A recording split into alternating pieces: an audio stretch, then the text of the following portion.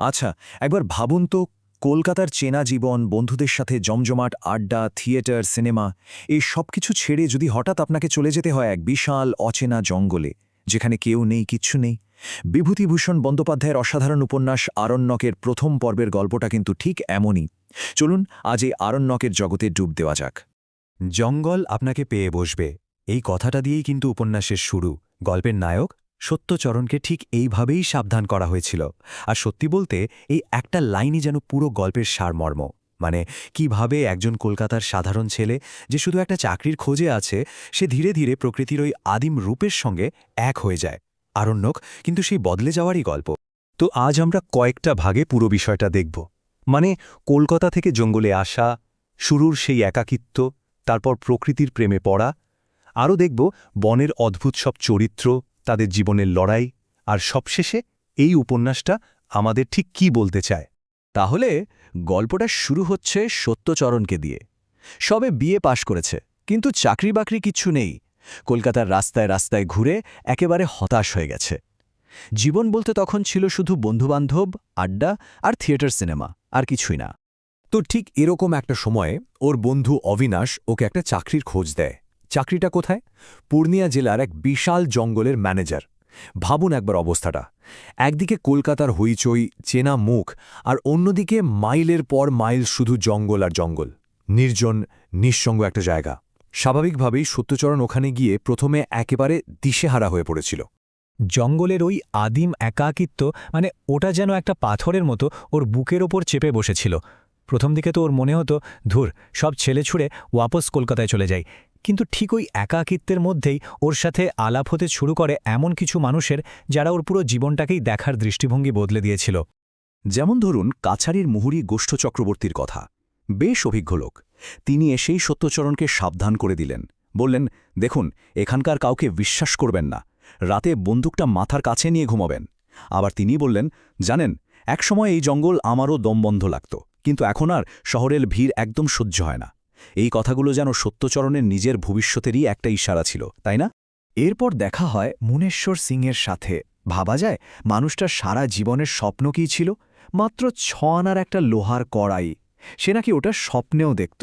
এই ছোট্ট ঘটনাটা সত্যচরণকে একেবারে নাড়িয়ে দিয়ে যায়। সে প্রথমবার বুঝতে পারে যে এই অঞ্চলের মানুষ ঠিক কতটা দারিদ্র্যের মধ্যে বাস করে। কিন্তু জানেন তো, সময় সব বদলে দেয়। ধীরে ধীরে যে জঙ্গলটাকে ওর কারাগারের মতো মনে হতো, সেই জঙ্গলের রুক্ষতায় ওর চোখে সুন্দর হয়ে উঠতে শুরু করে। এক অদ্ভুত মায়ায় জড়িয়ে যেতে থাকে ও। ওর সবচেয়ে বড় আনন্দ হয়ে দাঁড়ায় ঘোড়ায় চড়ে ওই দিগন্ত বিস্তৃত প্রান্তরে একা একা ঘুরে বেড়ানো। ও মনে মনে ঠিক করে ফেলে, এই যে স্বাধীনতা, এই যে মুক্তি, এটা ছেড়ে কলকাতার ওই গোলমালের মধ্যে ফেরা ওর পক্ষে আর সম্ভবই না। এখানে যা পাচ্ছে তার কোথাও পাবে না। ওর জীবনের একটা টার্নিং পয়েন্ট আসে এক দোল পূর্ণিমার রাতে। রাত প্রায় 1টা। কাজ শেষ করে জানলার বাইরে তাকিয়েছে, আর যা দেখল তা ভোলার নয়। ভরা চাঁদের আলোয় পুরো ফুলকিয়া বৈহার যেন ভেসে যাচ্ছে। ওই স্বর্গীয় সৌন্দর্য দেখে ওর মনে ভয় আর বিস্ময় মিলেমিশে একাকার হয়ে যায়।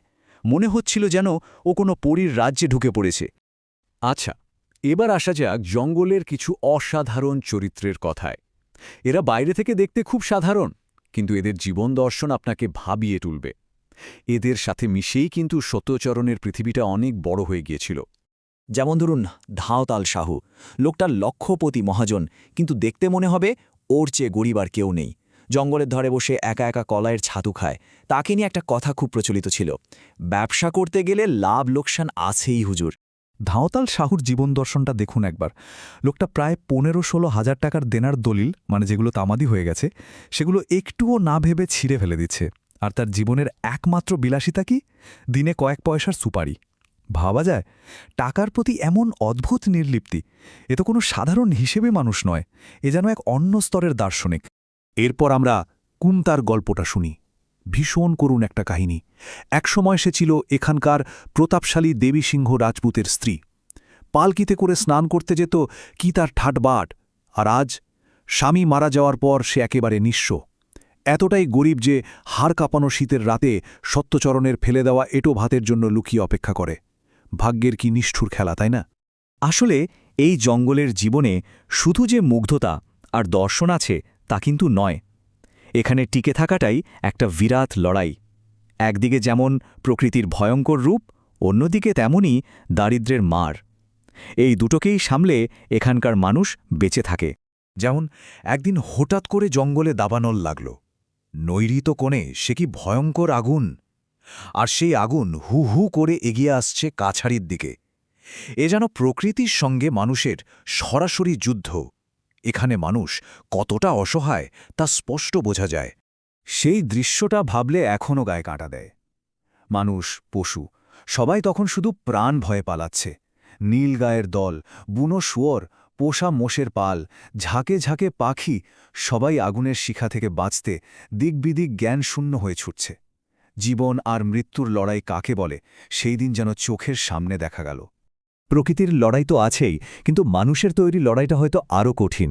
ভাবুন তো, 17-18 জন শিল্পী, তারা ঘণ্টার পর ঘণ্টা ধরে নাচ গান করল, আর তার বদলে পারিশ্রমিক পেল কত? মাত্র 4 আনা, পুরো দলটা মিলে।